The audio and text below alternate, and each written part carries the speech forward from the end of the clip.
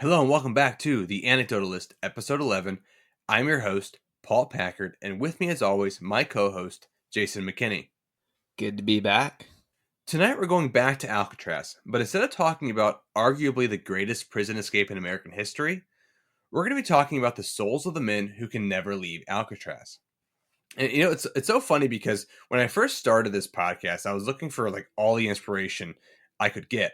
I think I was editing the first episode, the one before I brought Jason in, and I saw this magazine at a grocery store. It was called The Complete Guide to Unsolved Mysteries. And a few weeks ago, I was flipping through it and I saw Alcatraz, and I thought, oh, we did an episode on Alcatraz. I wonder if it's similar. And so when I got to it, I realized the magazine was talking about the ghosts of Alcatraz. And I thought, let's go back to Alcatraz. I know when we did episodes 5 and 6, the men who escaped Alcatraz, Jason, you had mentioned there's got to be some ghosts here because there's just so much violence and death that's happened on this island. And you weren't wrong. There's a lot going on here, and we have a ton to talk about tonight. Yeah, so I know when we were talking, there was at least 8 deaths within just a few years of like these prisoners trying to escape and things. There's got to be, some ghosts here. Yeah. So we have a lot here to talk about, and there's a long history here with Alcatraz. So tonight, we're going to go back to Alcatraz. So Jason, are you ready? Yeah, let's do this. Okay, here we go. D block, or the strip cells. Confinement for punishment. Stuck in a cell with nothing but a mattress and a hole in the ground, an inmate was tossed in, and the lights killed. After a moment of silence, a whisper came from the back of the cell. The inmate, in defiance, stood silently, and then he heard it again. Slowly turning around in the darkness, he saw 2 red, glowing eyes, and then they were on him, grabbing at his neck. Out in the corridor, screams could be heard coming from the cell on D block. Nobody paid any attention to it until it stopped. The next morning, when he was retrieved from the cell, he had red marks all around his neck. He had been strangled to death.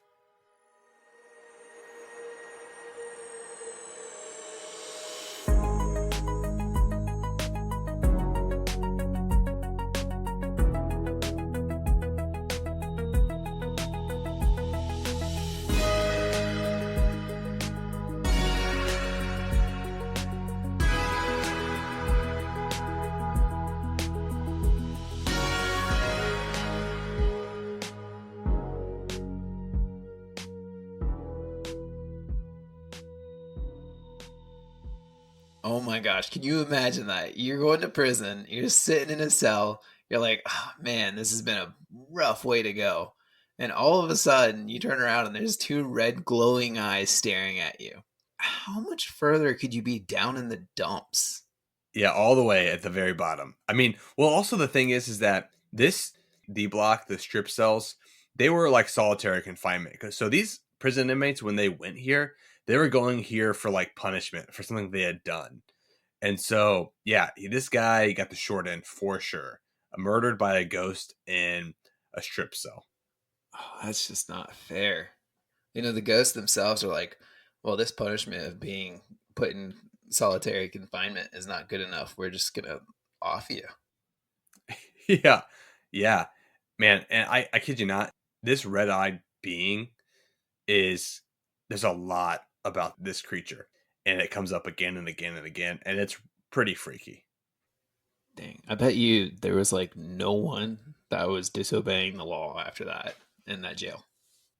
Oh, you'd be wrong. We did a whole episode. We did 2 episodes on the guys that escaped Alcatraz. A lot of times when people would try to escape, they were put in the strip cells as punishment. You'd think they wouldn't. They'd be afraid of the 2-eyed demon, but they weren't.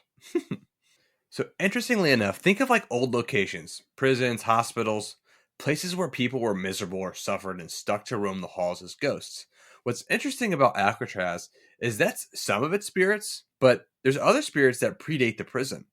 There are stories from the early prisoners who experienced otherworldly presences. So was something on Alcatraz prior to the prison? Yeah, if you remember back to the history of Alcatraz that we did in episodes 5 and 6, I mean, it was part of a Native American tribe at one point. Then the Spaniards had it, and then it was a military. Yeah. There's a lot that goes on here, and we're gonna get through all that. We're gonna work our way through it. But it wasn't just a U.S. prison. It has a long history of other things prior to that. But a lot of the ghosts start showing up around the time that the prison was there, so making their stay as prisoners even worse because they also had to deal with evil spirits while they were there. Oh man. So the spirits that predate the prison, we talked about this briefly in our two-part series, but the rock or Alcatraz was first inhabited by the native people who were a part of the Ohlone tribe. This tribe was a subsect of the Ramaytush people. So the Ramaytush Ohlonies had certain experiences with this island. Their legends actually go further back than the islands even existed. Supposedly, the Ohlone people they lived and foraged in this area before the water was even there. So the islands that are there now, Angel Island and Alcatraz, they were actually mountain peaks at the very earliest parts of the Native Americans living in this area. And eventually, the waters rose and it filled the bay, and they became islands. But they have been around in this area for a long, long time. And so there's a lot of history and mysticism around both Angel Island and Alcatraz. So there's said to be evil spirits on Alcatraz. And these evil spirits were twofold: old spirits that roamed the island from people who could not find peace in death, but also the spirits of people that were deemed undesirable. So the Ohlone shaman would dictate and banish the people said to have committed witchcraft or sorcery. Oh wow. So mostly that was through poisoning. If it was found that a tribesman had poisoned someone or practiced dark magic, they would be banished on the island to starve. And so basically they were marooned on these islands. And it was interesting because the way that they were found to have poisoned someone was the shaman would just kind of feel it out. And if he felt that, yeah, that person was poisoned by this person, or there was like dark magic or like sorcery that was done, they would get banished to the island. Oh wow. So it sounds like there's probably a lot of useless murders done, essentially. Yeah, people that did bad things in from this tribe were banished to this island. And the other thing too is I guess people that were considered unworthy, they were buried on this island, and they would have like final rituals on this island for these people. But for the most part, when the Alonis would go to this island, they wouldn't go much past the shore because of the evil spirits they believe that live there. They would fish from the shore sometimes, but like would not go past that because evil spirits lurked on the island. And then we decided to go and build a prison on the island. So it's believed that these spirits seek revenge on the living. So this went on for hundreds of years until the Spanish showed up, and with them, disease and death, but also forced Christianity. So some Ohlone made the conversion over to Christianity, and the island traditions of evil spirits kind of took on a Christian bent. But others, they fled the Spanish, and sometimes they fled to this island, even knowing the evil past of this island. They were so afraid of the Spanish or trying to get away from the Spanish that they fled to this island even. But all in all, the history of the evil on that island persisted through like many traditions. It's like the lesser of two evils. At least the evil on the island is Ohlone evil, whereas the Spanish were the Spanish evil, if you know what I mean. Like if that's going to be, if you're going to have to flee somewhere, at least you're going to flee to people you know or ghosts that you know, I guess. That's true. So we're not going to spend a ton of time on like the history of the island because we did that in episode 5. I'm not going to go back and rehash that. If you haven't listened to the Men Who Escaped Alcatraz, part 1 and part 2, that's episode 5 and 6. It's a great series. Go back and listen to it. It covers, of course, the Great Escape, but we're covering ghosts tonight, so we're not going to rehash too much of those old episodes. But I do want to talk about the history of the spirits that inhabited Alcatraz. So the spirits of the Ohlone people, it's said that the Ohlone would often hold rituals, chanting and beating drums in an attempt to appease the restless spirits and bring good favor to their harvests. So there's a legend that states that during one of these rituals, a thick fog sprang up out of nowhere, thought to be brought on by the spirits themselves. The Ohlone people panicked and began jumping in boats and swimming, and during this, many of them drowned and perished in the bay. So that's the first ghost that I want to bring up, the ghosts of the spirits of the Ohlone people.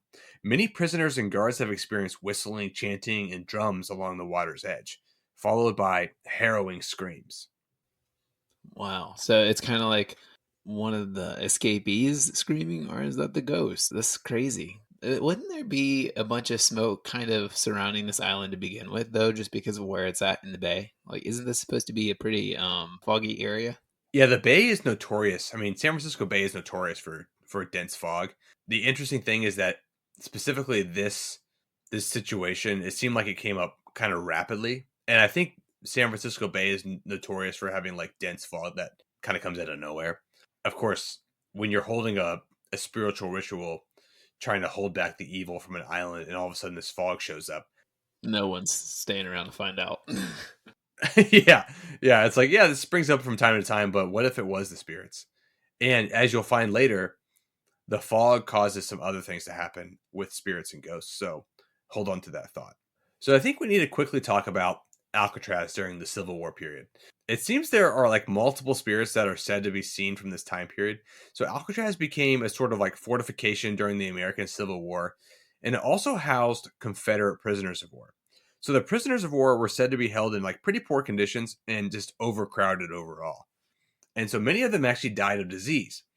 So there was a huge tuberculosis outbreak that swept through and that killed many of these POWs, as well as a volunteer nurse from San Francisco. So all these nurses volunteered from San Francisco to help with this TB outbreak, and one nurse contracted TB, and so she was locked in with the prisoners that had it, and they all suffered and eventually died, including the nurse. And then once TB was eradicated, all the bodies were removed and buried.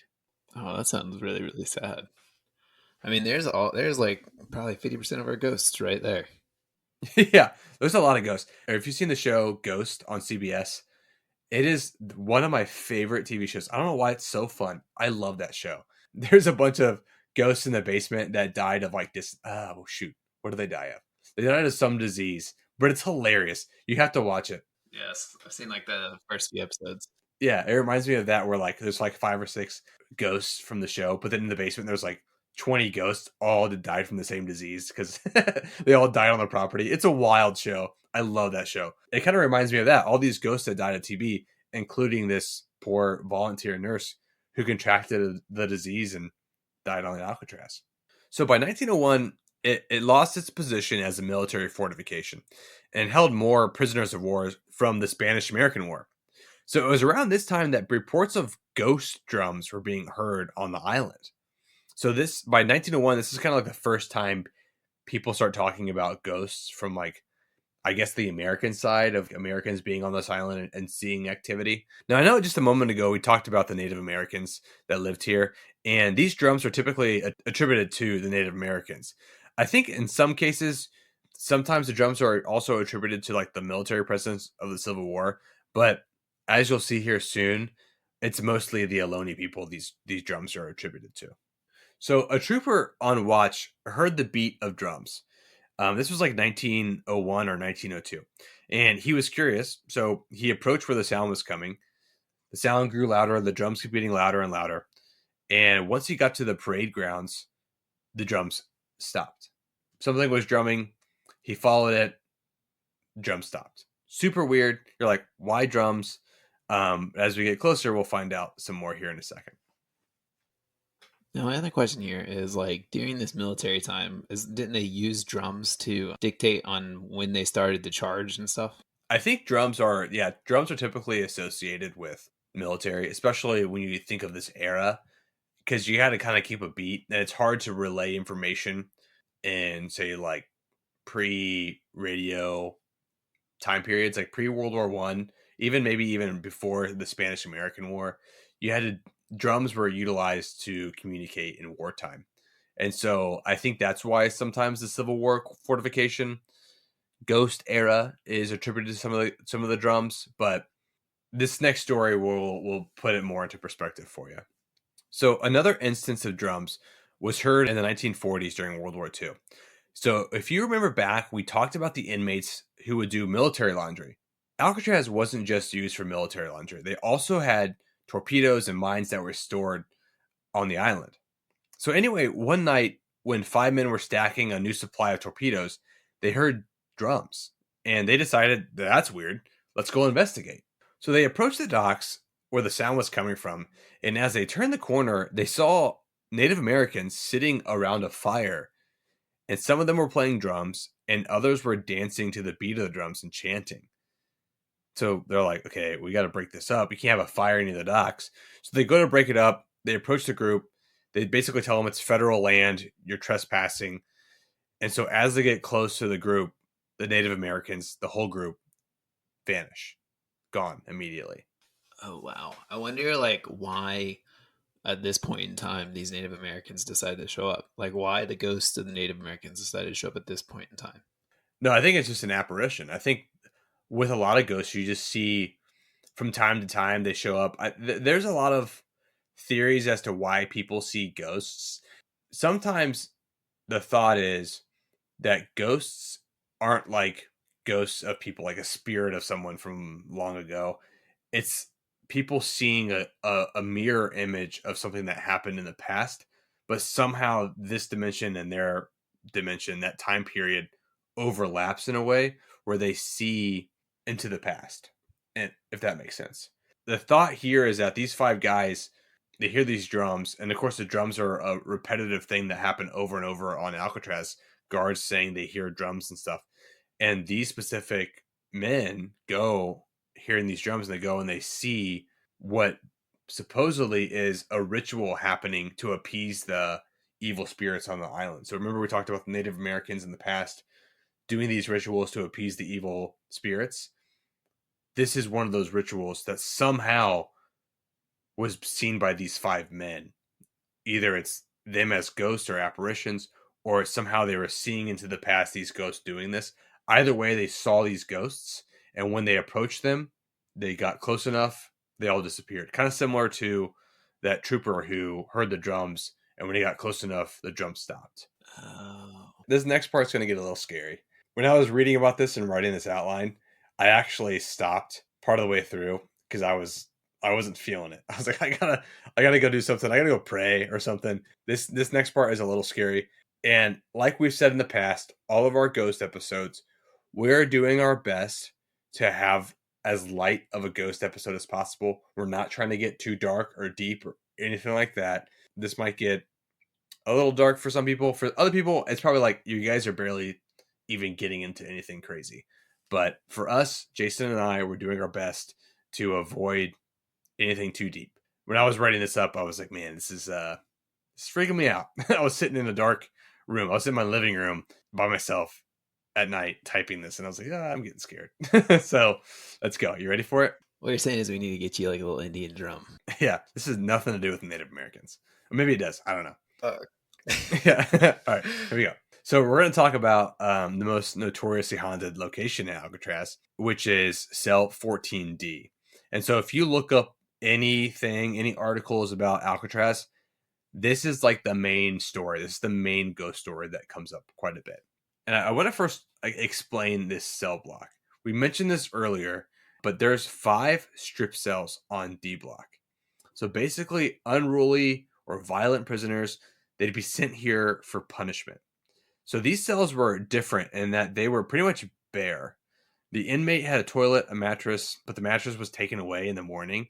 And often these inmates would only spend like a couple days in a strip cell. So, like in movies, solitary confinement, this was that. This was like punishment for things they did at Alcatraz. Man, is it sad that part of me is like, oh, a mattress, a strip cell, a bear cell. It sounds like some really good sleep. Yeah, I wouldn't want to sleep in any of these cells. The cells had like a single light, which was controlled on the outside. But when it was turned off, the door closed. It got pretty dark in these cells. 14D was the worst of them. So apparently, this last cell, 14D, only had a hole in the ground to go to the bathroom in. And inmates that were sent to this cell, they were stripped naked before being thrown in. The other cells, you got a little bit of amenities, but this one, you were stripped naked. There's a hole in the ground for you to go to the bathroom in, and you got a mattress for the night, and that was that. 14D is also home to the red-eyed demon. And I know what you're thinking. Paul, you said we weren't going to get into anything too evil. We're not. Trust me, we're going to try to stay light here. The red-eyed demon was just its name. Supposedly, there was a ghost that roamed the halls of these strip cells. He wore late 1800s prison attire, And the guards often joked openly about this ghost. The red-eyed demon or the red-eyed creature might have been this 19th century prisoner, or it was some other creature that has long persisted prior to everything here. We're going to get deeper into this as we go. The story goes one night in the 1940s, a prisoner was stripped and thrown into cell 14D. And he started screaming once he was in there, yelling about being attacked by a ghost. Supposedly, the guards kind of laughed it off because, like, oh, yeah, we know the 1800s ghost. He's always around. It's a joke, blah, blah, blah. So he screams and cries and screams and cries. And for a while, for some period of time. And then all of a sudden, he just abruptly stops. The next morning, he's found dead in his cell. He had this crazy expression on his face, and he had handprints around his neck. He had been basically strangled to death. So the autopsy that was done, they basically say he was murdered and he couldn't have been the one that did this to himself. So the speculation was a guard killed him, but all the guards on duty were like, none of us went in there, and no guard ever fessed up to killing him. So the question is, did this spirit kill him while he was in this cell by himself? Some people call it the red-eyed demon of cell 14, but maybe it's this 19th century prisoner. But the fact that something killed somebody, or the fact that a ghost killed somebody, is just very scary to me. Well, I think it's crazy that the fact that these prisoners were stripped naked and thrown in here. I mean, it's hard to believe that he could have killed himself. Like, did they? I mean, obviously they would have saw somebody else in there when they threw this guy in there. If somebody was like hiding or something, you would think. You would think, or the next morning when they open the cell, because the cells they lock down, and you can't open it from the inside, and the light. Man, this poor guy was stuck in a cell all night with this guy, with this ghost. Yeah. So the red-eyed monster has actually been reported as far back as when the Spanish had possession of the island, way, way back when they first showed up. And over the years, soldiers, prison guards, prisoners, park rangers, they have all reported seeing this creature in some fashion roaming the island. The entire history of Alcatraz, there's mention of the red-eyed creature all the way through. Oh wow! See, that's in my opinion, that makes it scary when it's been seen more than once over the years. Yeah, the fact that it's a spirit that's persisted, because you can be like, oh, I heard, we're going to get later into this, like people hear whistling in the kitchen, or people hear like people playing a banjo or something. This is like scary that some spirit of some type has been stuck on this island for hundreds of years in different forms and fashions is just a freaky thought. One of the stories about the red-eyed being that you can hear is it's told by some of the guides there that are still there, is this story about this guard in the 1950s. So he goes down to the strip cells and he puts a guy in one of the strip cells, D12, specifically because he, I guess, was fighting in the mess hall or something. There was a fight that broke out. The guard grabbed this guy, puts him in D12. So not 14D, this is 12D, which is one of the strip cells, but not the worst one. So he leaves and he comes back and the guy's out of his cell. It's like, how did this guy get out of his cell? He's standing in the hallway, just standing there, not moving, looking kind of his direction.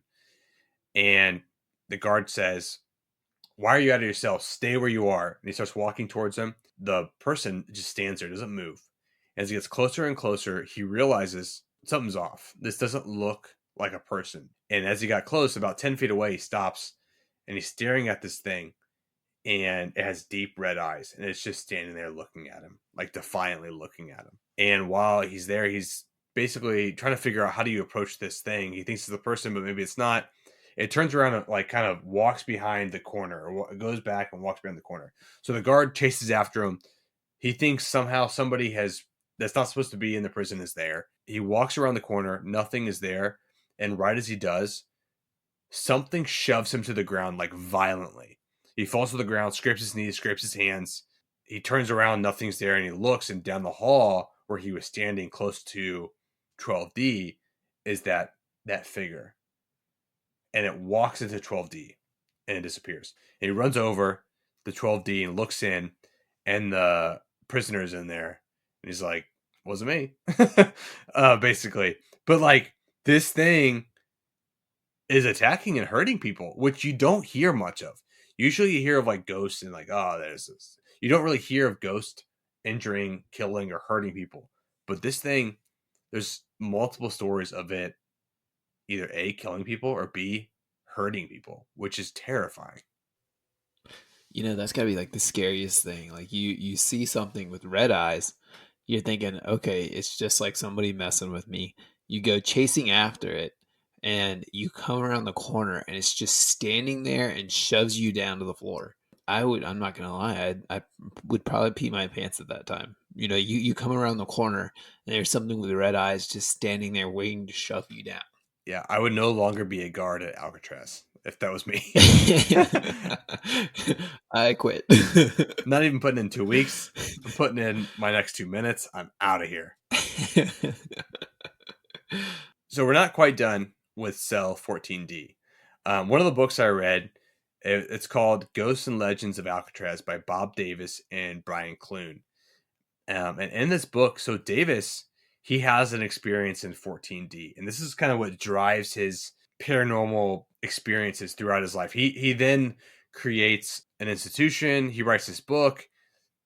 It all stems from this moment. It kind of like if you think back on the Betty and Barney Hill experience, Betty's niece, remember, like she had that experience, and then it shapes her life. The rest of her life, she's looking and pursuing UFOs, writing books, things like that. This is similar for Bob Davis.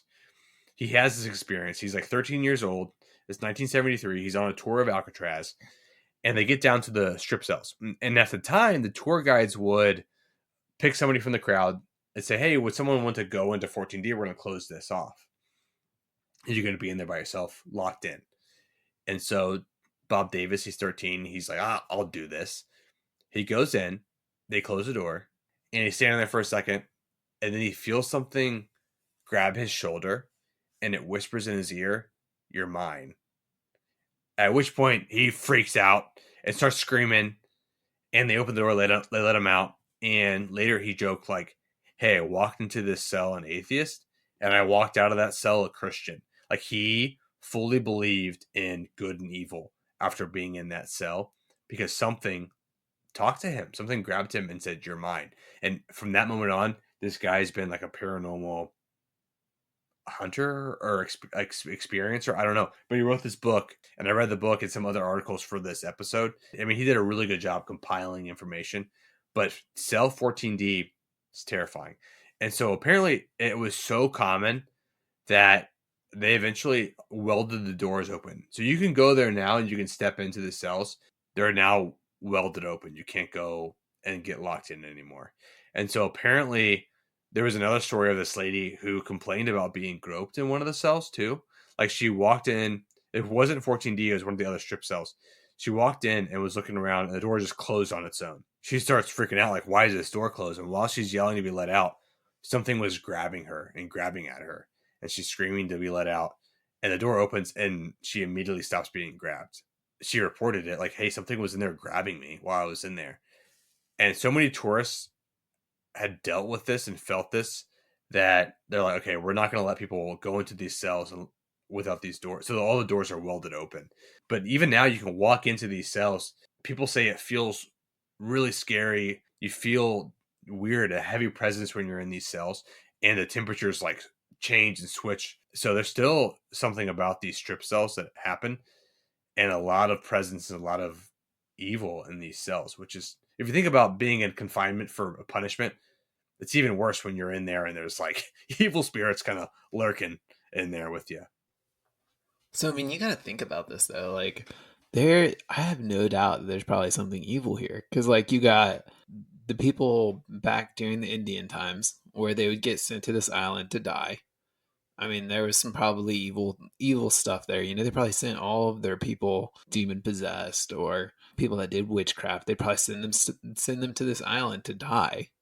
So evil just built up there, and then it starts building up when you kill however so many people for TB.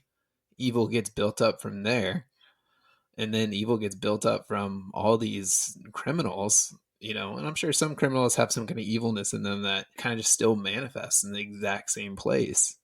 So when constant evil is sent to the same area, it kind of makes sense that the place would have a heavy air to it. Yeah, the entire history of Alcatraz, from the Native Americans to now, people were sent there as prisoners for doing something hundreds and hundreds of years. It only takes one truly evil spirit to linger to cause terrible things.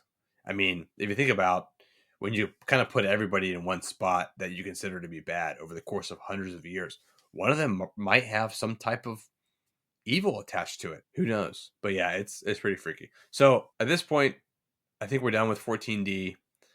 It's pretty scary. The red-eyed creature is pretty freaky. I think that's the heaviest thing we're gonna talk about from Alcatraz. But it is wild that there's something on that island that is pure evil. Part of it's wrong, I know, but part of me now wants to visit this place. Feel free, my friend. Feel free. Hopefully, nothing comes home with me. Yeah, I've never been on the island, but I've seen Alcatraz from San Francisco. It's pretty interesting. Well, I mean, none of the pictures of Alcatraz looks inviting. No, it's definitely not a place you want to hang out. So before the strip cells were used for punishment, there was actually even worse confinement than that. And so people at the very early years of the prison in 1934, when the Bureau of Prisons took possession of Alcatraz, so there was an old fortress there and the citadel that was used during the Civil War and the Spanish American War.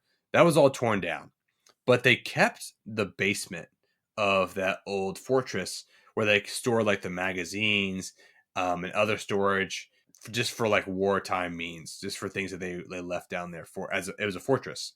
They left that and they built a prison on top of it. And so this basement, it was called the dungeon. It had terrible lighting and it was always wet and damp. So prisoners were sent here for punishment. Legally, they were only allowed to be confined for 17 days max, but there's like a ton of stories of people that were down there way longer than that. And the problem with the dungeon is that there was no real place to sleep. It was cold, it was wet, and there's stories of guards like tossing water on inmates that were down there just to keep them cold, wet, and uncomfortable. Also, people talk about just hearing rats and mice running around. Sometimes these prisoners were leaning against the wall, they'd fall asleep, but these guards would come down and wake them up. So people would go insane down there, become delirious. And a lot of them actually lost their sanity. So one man, John Standig, he actually committed suicide after being down there for 10 days. So after only a year of this dungeon, the state, they deemed it cruel and unusual punishment. And they actually banned the practice in 1942, which is kind of funny because they went in 1935, like, yeah, this is bad. This is cruel. This is unusual. But it also took them until 1942 to say, hey, stop doing this. I mean, I guess they still had some people that they were like, okay, this is cruel, but they're pretty terrible people, so let's continue doing it. They still haven't learned their lesson. I think it's just a matter of the state just moving in slow motion. Like they're like, hey, this is bad. You guys stop doing this. And then like 6 years later, someone's like, oh, we haven't closed that file yet. And they're like, oh, let's go tell them to stop doing this. But what's really interesting about this is that a lot of people hear screams and pleading for help coming from this dungeon. So guests often say they hear people yelling for help down there. And it was like so frequent that now when guests tell guides about this, they're like, oh yeah, no one's down there. Don't worry about it. But I guess at the beginning, they would go down there and like look for people. And so this one ranger, she heard somebody screaming and yelling from down there. And she went down there to help this person. And while she was down there, she said it was like a game of hide and seek where she would get close and the screaming would stop and it would start somewhere else. And she'd get close and it would stop and it would start somewhere else. And she was pretty freaked out by this. And at first she didn't tell anybody. She was like, I sound crazy. I'm not going to tell anybody. But eventually she did. And the other ranger was like, oh yeah, that happens all the time. Don't worry about it. Oh my gosh, man! I see. That's when it gets scary, in my opinion, when everyone's gets used to the people screaming in a dungeon. Like, yeah, that's a normal thing. No, that's not a normal thing, man. Yeah, it's bad. And so I think the scariest story that I read about this was about this guide. He was working after hours. He was near the dungeon and he heard a woman sobbing, crying down there. And so he's like, somebody's down there. So he approached and he went to look, investigate. And this woman is down there and she whispers, I'm locked in. Can you please help me? And he's like, okay, well, hold on a second. I don't have a key. I have to go get one. Sit tight. And she's basically telling him, please don't leave me down here. He's like, I have to go and get a key. So he leaves, and as he's rushing to go get a key, he runs into another guide working after hours. Like, hey, there's a lady trapped down there from one of the tours or something. Somehow she got down there. She's stuck. Go grab the key. I'm going to go back and talk to her so she's not alone. The guy's like, okay, I'll do that. So he goes back, and he's talking to her. And they're talking back and forth for a little bit of time. She's telling him she's scared. She can't figure out why she's down there. Why can't she leave? And eventually she's like, I can't see you. Where are you? And he's thinking, why can't she see me? I'm standing at the entryway here. The light's right here. She's close enough that I can hear her talking like she's right there. And he's like, this is kind of weird. Why can't she hear me? And she, I guess, eventually says something like, I've been here so long. Why can't I go home? And he's like, what the heck? So the other guard shows up with the keys. They open the dungeon. They go down there, and there's nobody down there. They can't find anybody. He was talking to somebody for who, I don't know how long. He was talking to somebody that didn't exist. Oh my gosh, dude. Yeah, it's really freaky. And it made me wonder, like, could it be that nurse? We talked about the TB, right? The tuberculosis. Could it be the nurse that was trapped down there? Because she had been, they didn't let her leave and she died there because she contracted TB Oh yeah. and she was a volunteer. So could it be her? Oh wow, dude. I'm telling you, I've got goosebumps right now. I'm waiting for my shower curtain to fall. Yeah, it's gonna fall again. Every time I do a ghost episode, something falls in your bathroom. My computer is like in the corner, so I'm staring at the corner right now at the computer. And so like, my whole back is just out there. I'm like constantly looking behind me, like, is something gonna like, jump on me? The shower's behind me, so I'm like, please don't fall. Something's gonna grab you. I can tell you this is way less scary with my light on in my office. I had to turn it on halfway through. I just couldn't do it. Okay, that was some scary stuff. But next, we're going to talk about some less than scary things. The next thing I want to talk about is the lighthouse. If you remember back to episodes 5 and 6 when we talked about the history of Alcatraz, Alcatraz held the very first West Coast lighthouse. And it was like this wooden structure that was built in 1853. And it operated until the new prison was built. And so in 1909, when the prison was built, the lighthouse was shorter than the building, I guess.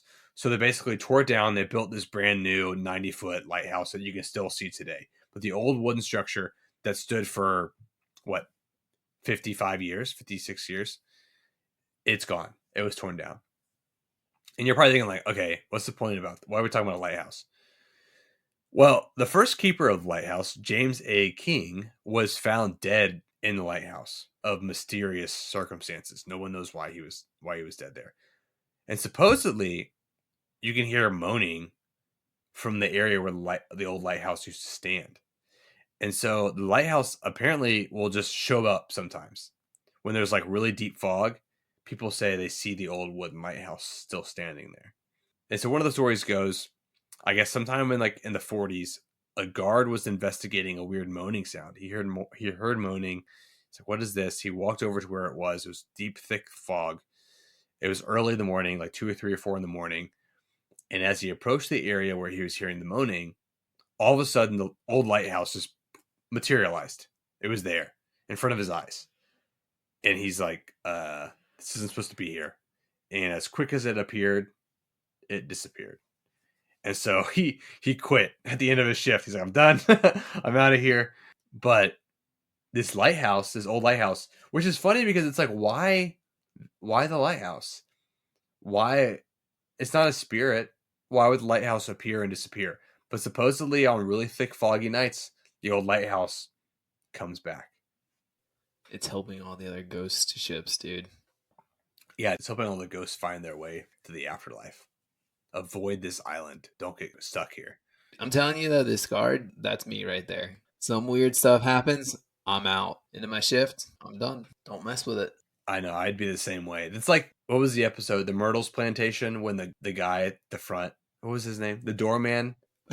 Oh yeah, he sees the girl go through the door. And he's like, nope. Yeah, and then he quit. He's like, I'm out of here. I'm done with this. It reminds me of that where we did an episode on the Myrtles plantation, and that person that worked the front door, he was greeting people, and this lady walks up in, I guess, 19th century clothing, and he's like greeting her. She doesn't really like say anything back to him, and she walks through the front door that's closed, and he quits right away. He's like, I'm out of here. I'm done. I would I would do the same thing. It's kind of similar to that, where this guard is like, I don't want to deal with ghosts. I just like picture it in like a movie. You know, you see the ghost, you see him walk through the door, your face turns white, and you're just like, nope, and turn around, just walk away. I'm out. I don't get paid enough for this. Yeah, I'm done. No one pays me enough to deal with ghosts. Okay, so the next thing I want to talk about is the warden's mansion. It was this giant, beautiful 17-room, 3-story mansion. And the first warden of Alcatraz, he hosted a bunch of dinner parties, I guess, at this mansion. And it supposedly this mansion was like way out of place. Wardens didn't typically have this luxurious home, but they had one on Alcatraz. And Alcatraz was so dreary, they probably were like, "Oh, we got to build a nice house for the warden because this place is rough." The first warden, he would host dinner parties and have like these large Christmas parties. And so often he would have inmates that were considered like calm or like less unruly. They would act as servants or butlers, and they would work during these parties, which was like, I mean, fantastic for a prisoner, right? You get to go to this beautiful mansion, work a dinner party, basically. It was like the most ideal job you could have as a prisoner of Alcatraz. So I guess during one of these parties, in the middle of the party, a 19th century man with mutton chops and dressed in a gray suit and a full brimmed hat just appeared out of nowhere in the middle of the party. Everybody there, the whole party, they all stop and they look at this guy. And supposedly he was transparent. They could tell he was very clearly an apparition. And so after some time, he's like looking around at the guests. He disappears. And when this happens, a huge gust of like icy cold wind rushes through the house, and the large fireplace in the middle of the mansion goes out. And so it's really weird that all these people were witness to this ghost, this 1800s ghost. And so another night, I guess guards, they were in the mansion, they were playing poker, they're hanging out, and the guy with the mutton chops shows up again. And he's standing there watching them as they're playing poker, and the guards kind of look at him. And I guess he's wearing a different coat. It's blue instead of gray. But it's the same guy from the Christmas party. The guards recognize this guy with mutton chops from the 1800s. Again, he disappears as suddenly as he had appeared, and this gust of cold wind like sweeps through the house. Yeah, so this ghost is like, yo, this is Alcatraz. This is not some, Christmas vacation. You guys are bringing too much joy to the place. Yeah, maybe it was a ghost. Like, why is there so many people here? Why is there a party going on? He was a inmate from the 1800s. And what's really interesting, so is this mansion actually burns down in like the 1970s after the prison had been closed. So it burns down, but what's there now is basically just the outside walls, like the shell of the mansion. Apparently, many visitors and rangers have still seen this man walking around the shell of this mansion.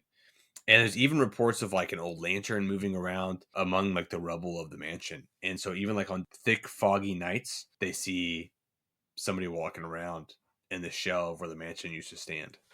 Man, I would love to know what this ghost story is. Yeah, from the 1800s, probably a POW, maybe a Confederate. Oh, that makes sense. Could be the guy from the strip cells, because they said there was an 1800s ghost in prison attire that they saw there quite often. Could be that. Dang. He got out. Yeah, he made his way out. He found his way outside. The next thing we're going to talk about is the Model Industries building, and I guess the laundry room, which is really interesting. And so there's a couple things here I want to talk about. So there's a legend of a man by the name of Butcher Maldowitz.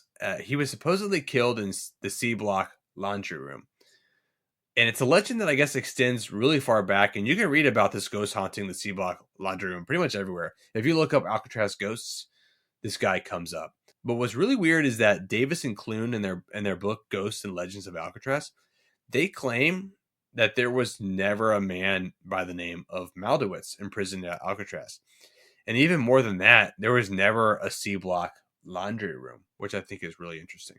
What's even more interesting is that there was a CBS News team that brought in like a celebrity psychic and also a man named Leon Thompson, who was an old prisoner of Alcatraz. So the psychic reportedly felt like a lot of heaviness and violence in the laundry room while they were there, and then felt the presence of a tall, bald man with like a tiny, beady eyes. And the ex-con was like, "Oh yeah, that's Butcher. He was killed here." And so they just kind of run with that. But it's really interesting because supposedly that never existed. But a lot of articles will say, "Oh, this is reported on. People know this person existed." But supposedly, according to this book, Davis and Clune say this guy never really existed. There is, I guess, like a laundry distribution center in C Block, which may be the source of the legend of like the Maldowitz ghosts. Like there is some type of laundry that happens there, but it was just like a distribution center. It wasn't a laundry room. But anyways, that said, the real laundry room actually sits on top of the Model Industries building, and it's said to be one of the most haunted rooms in Alcatraz. So I guess the thing that happens really often is like the smell of smoke. People will say they're in there, they smell smoke really heavy, and it's happened enough times that like people will evacuate that they think there's a fire, and when they come back with like a fire team or whatever, there's no smoke. Doesn't smell like smoke. The smell is completely gone, and nothing in that room smells like there was ever smoke. There's no lingering smell at all, which I think is kind of weird. That's the case. That there's this weird smell of smoke, but there's never a fire. Was there ever a fire in this laundry room before? I don't know. I kind of wondered that myself, but I didn't read that there was. There's like a lot of speculation that this room is really haunted and there's a lot of weird things, but they can't really pinpoint it back to anything that happened in the laundry room. I wonder if like an inmate was set on fire. It could just be the old laundry equipment, like the old dryers smelling like smoky. That was my kind of thought. Yeah, I guess that makes more sense. What's scarier than like an old laundry room that used to run like military clothes and prison clothes? Probably just an old machine in there that smells burnt sometimes. All that said, the laundry room isn't the only haunted location in the Model Industries building. So if you remember back to our episode that we did 5 and 6, we talked about a lot of the escapes. And one of the escape attempts, remember Limerick, Lucas, and Franklin? They were the ones that beat the guard, Royal Klein. Remember we talked about Royal Klein? They beat him to death with a hammer. So supposedly Klein's ghost roams the building still. And so rangers and visitors, they both say they've seen a guard wandering the halls of this building, walking around with a flashlight and a billy club. And what's really interesting about this ghost is that he often recognizes the people that are there. He sees the living while he's there. And so it's said that he sees these people and he's like confused, kind of turns his head, is confused, like, who are these people that are here at this prison right now? And when he's approached, he just like shakes his head and turns away and disappears. Jeez, that is creepy. Yeah, it's pretty creepy. Not as scary as the Red Eyed Demon, but it is interesting that we know the story of Royal Klein, who was killed with a hammer pretty violently. And if you think back, makes sense. This ghost is kind of like still roaming and working as a guard of the Model Industries building. The hammer messed up his head, so he's just got like really bad concussion. That's why he's always confused. Yeah, he's stuck. He's stuck with a bad brain. So another ghost seen in the Model Industries building is that of Rufus McCain, which you might remember that name as well.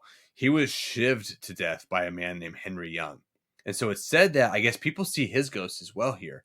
And so the ghost of McCain often will guests or tourists walk through, they'll see this ghost running for the door. And before he gets to the door, he'll like grab his stomach and double over as if he's been stabbed, and he'll just fall to the floor. And some people have even reported seeing like blood spurting from an open stab wound, which I think is kind of over the top. But like if he was killed here, shivved to death, it is interesting that people have reported seeing a ghost trying to escape and then being stabbed and falling to his death. Yeah, that is creepy. Okay, so that's the Model Industries building. We're going to move on here now and talk about just inmates in general. One interesting thing that I found, there's like this story of inmates disappearing from their cells. I know you're thinking, oh yeah, the guys that escaped Alcatraz. But there's this one very specific story. One night, the multiple prisoners in multiple cells had somehow disappeared from their cells, and they were found like wandering around. And when they were found, they were disoriented. They didn't know how they got there. They were confused. A really weird story. And there's no ghosts or anything attributed to it. It's just like this weird situation where all these guards found multiple prisoners that had somehow gotten out of their cells. They didn't know how they were there. They just kind of like teleported out of their cells. And I don't know how this fits into like Ghosts of Alcatraz, but it's such a like weird story that I felt like I had to include it. And it's like this little one-off story that's mentioned a couple times in different locations, that supposedly one night these inmates teleported out of their cells and didn't know how.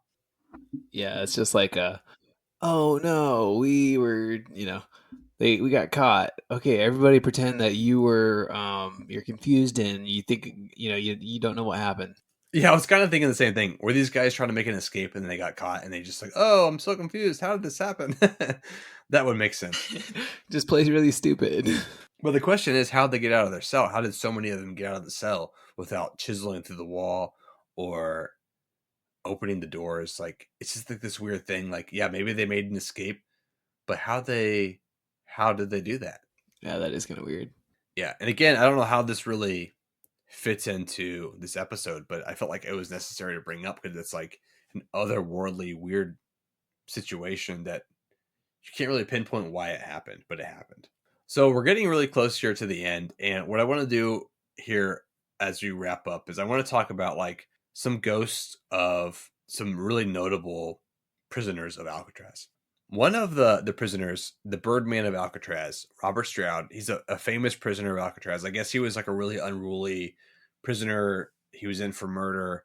He was known for like breeding birds at Alcatraz. I guess he got like really sick towards the end of his time at Alcatraz, and he was in the prison hospital there. And eventually he got sick enough that he was sent off to a prison hospital in like Missouri, where he died. But what's really interesting is that even though he didn't die at Alcatraz, people that walked past where his cell was, it was one of the higher cells, like kind of further up, and they often say they see a ghost standing at the edge of the cell looking down at them. They always, I guess there's been reports of a man up there from the Birdman's cell looking down at tourists, which is really creepy because it's like, is it the Birdman of Alcatraz? It kind of makes sense that it is, but like he didn't die there, so maybe it's not him. Supposedly it is.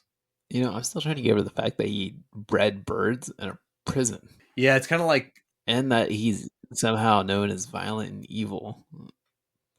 It's just like a weird combination. yeah, it's a definitely a weird, it's an odd thing, but like if you think about it, it kind of makes sense. Like someone that like is so violent around other humans, but it has like this weird emotional connection to like a bird, you know? I don't know. It's like a, I could see it. It kind of sounds like my wife. That's interesting. So if you end up dead, it was her. I get it. So another famous prisoner that's said to still be seen there is Alvin Creepy Carpus Karpowitz. He was, I guess, a bank robber and murderer, and he was on a crime spree across the U.S.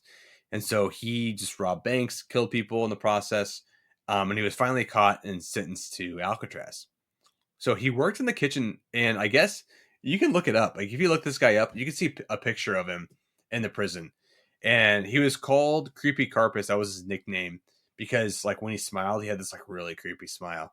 And I guess he was, I don't know, he was a murderer. So you imagine he didn't care about people. But people now, when they go near the kitchen, they often hear him in there working, whistling, talking in hushed tones, and sometimes throwing pots and pans. But he was another famous prisoner that apparently never left. So if you go in there and start like using his kitchen utensils, I wonder if like he gets pissed off or something. Maybe. You gotta start moving like pans randomly. And you like see one just fly off the counter. He's like yelling at him like, what's that kitchen guy? Hell's Kitchen. Oh yeah, yeah. Get out of my kitchen. Yeah, that's creepy carpus for you. And then lastly, there's Al Capone. I mean, Al Capone, one of the most famous gangsters of our time. He was at Alcatraz. And so I guess towards the end of this time at Alcatraz, he was kind of a loner. He just did his own thing and he played a banjo. And so he was in the band, the prison band Rock Islanders, and he was said to have played his banjo a lot. And he practiced near the showers. And I guess now, if you go, some people have reported hearing a banjo near the showers. So if you go to Alcatraz, you might hear Al Capone strumming a banjo. And even like near his cell, Al Capone's cell, they'll hear music coming from there as well. I guess supposedly he never had a banjo in his cell specifically. He always was only ever allowed to play it elsewhere. Supposedly you can hear Capone. And I imagine, you kind of attribute these famous people, you want to attribute a ghost. If I'm going to see a ghost, I'd be like, oh, I wanted to see the ghost of someone that was famous. Like just like in real time, like you meet somebody random. If it's someone famous, you're like, oh, I want to tell you I met this famous person. So if you're going to see a ghost, why not meet a famous ghost? So I think some of these things are attributed to these famous people. Who knows if it was actually them? But supposedly Al Capone played a banjo for the band Rock Islanders at the prison, and if you go there today, a lot of people say they hear banjos playing. I wouldn't mind. I mean, I'd like to listen to music while I'm in the shower. Yeah, I mean, not preferably ghost music. yeah. Hopefully, not ghost music. I mean, the last thing you want to do while you're alone, naked and wet, is hear a ghost.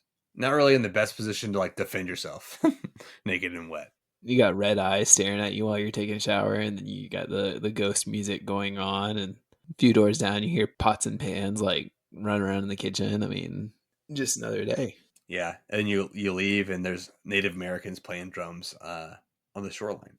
And you're being watched from up high. Yeah, just another day on the Rock Alcatraz.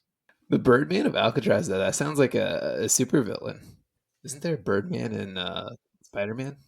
I think so. It reminds me of, and I think the character in Shawshank Redemption that had the bird. I wonder if it was based off of him because he had that pet bird. Do you remember that? Did you ever read or watch that? It looked depressing. I stopped watching it. Really? It's a very good movie. It's also a very good book. It's a novella by Stephen King. It's in one of the books. It was like Four Past Midnight, Four Seas, or but he has several four-story books. That story's in there. It's pretty good. You should read it. It's a really good one. One day we're gonna be doing an episode on Stephen King and all his ghost stuff. Yeah, I mean, who knows if he's had some great. I know he's had. I don't know. Has he had ghost encounters? I know he got hit by a car once, but that's just a different kind of story. I hear his mansion is like really difficult to see because they got so much like overgrown trees and stuff, and it's like a really dark area to be around. So I've been told. I think it's just a matter of privacy. I mean, if I was famous, I would want to be off the beaten path as well. Yeah, that's true. Okay, well, this was a fun episode. I think we've overstayed our welcome. We've talked about a lot of ghosts of Alcatraz. As always, I mean, I really enjoy doing these episodes. It was fun to go back to Alcatraz. The fact that we now have done 3 episodes. Of our 11 episodes, 3 of them are Alcatraz episodes. I think that's kind of funny to me. As always, thank you for listening to The Anecdotalist. We really appreciate all of our listeners. And I mean, we're having a great time doing these, and we're trying to get them out in a rhythm. But if you enjoyed our show, remember, please subscribe, leave a review, reach out to us. We'd love to hear from you. And don't forget to tune in to our next episode. So, as always, thanks again for listening to The Anecdotalist.